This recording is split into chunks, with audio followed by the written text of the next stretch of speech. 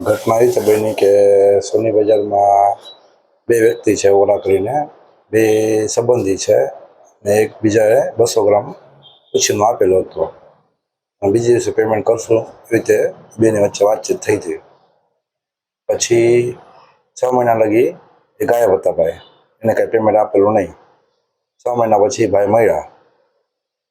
એ મળ્યા પછી એમને કેસ દાખલ કર્યો. કેસ દાખલ કરીને એમને રિમાન્ડ લીધી ઓલા ભાઈની.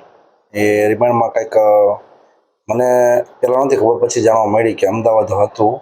અમદાવાદ એ લોકોને કાંઈ ન થયું એટલે રાજકોટમાંથી રિકવર કરવાની વાતચીત થઈ. એમાંથી એમને બંગાળી હતો, એમના પહેલાં પકડ્યો નાનો માણસ વ્યક્તિ હતો. એ નાના વ્યક્તિ આગળથી કાંઈ રિકવરી ન થયું એટલે કોઈ બીજાને પકડવાની વાત થઈ. ને પોલીસવાળાને ખબર હોય જિગ્નેશભાઈ કરીને, એમને વાતચીત કરી હશે ને એમને કોઠારિયા પોલીસ સ્ટેશનમાં એ લોકોએ મારું નામ આપી દીધું. પોલીસવાળાને ખબર છે. પછી જીગાભાઈ હતા, એમને મને બોલાવી લીધા. મને કીધું કોઠાનાકા પોલીસ ચોકીએ જવું છે આપણે. મેં કીધું કયા મેટરમાં જવાનું છે, તો એ કાંઈ ખ્યાલ નથી. ત્યાં ગયા પછી એમને મને વાતચીત કરી કે આવી રીતે બનાવ બન્યો છે અને તમે લીધું છે એમ. એટલે મેં એમને ના પાડી. પછી એમને પોલીસવાળાને ખબર જે હતો જીગાભાઈ, એમને કીધું કે દુકાન એકલા નથી બેસતા, હજી બીજા 2-3 જણા બેસે છે. મારો ભાઈ અને મારા મેનેજરને બોલાવ્યો. પછી એમને મારા ભાઈનું નામ લીધું. મારો ભાઈ કોઈ સ્થળે બેસતો નથી. પછી કે મેનેજરને વેચ્યું. અને મેનેજરને મેં કીધું કે સાહેબ મેનેજર લે એવું નથી મને પૂછ્યા વગર.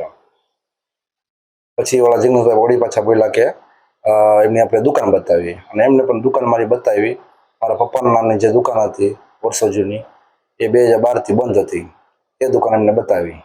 એટલે મેં ત્યાં સાહેબને કીધું કે એ ખોટું છે એમ, એ દુકાન નથી એમ.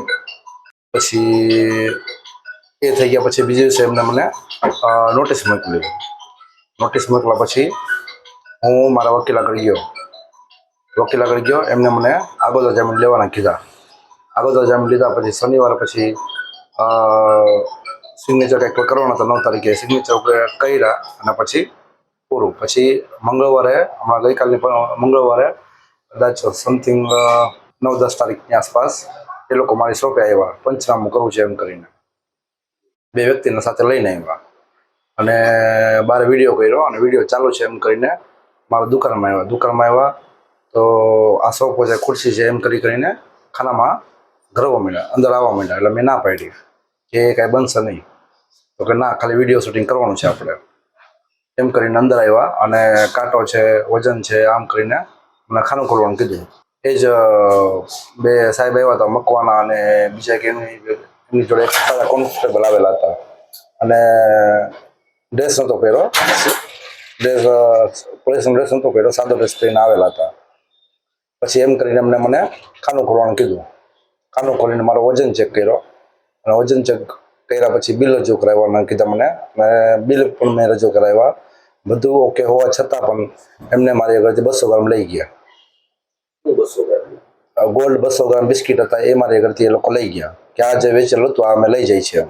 મારી માંગણી એ છે કે આ ખોટી રીતે મારી આગળથી લઈ ગયેલા છે, અને મને મારો 200 ગ્રામ જોઈએ છે. આવો બનાવ એ લોકો વારે ઘડે બનાવે છે, ગમે એની આગળથી પડાવે છે, બરોબર. અને આ ખોટી રીતે પડાવે છે. જે ચોરે જ્યાં વેચેલું છે ત્યાંથી એ લોકો નથી લેતા, કે નથી, જે ચોરે પૈસા એને આપ્યા હોય તો એ પૈસા રિકવર કરવાની જગ્યાએ એ ગોલ્ડ રિકવરી કરે છે. હું પોલીસ કમિશનરને વિનંતી કરું છું કે મને આ 200 ગ્રામ લઈ ગયેલા છે, મને એનો ન્યાય જોઈ છે, અને ફરી આ વખત આવી રીતે કોઈની ઉપર બનાવ ના બને એ હું પોલીસ કમિશનરને વિનંતી કરું છું.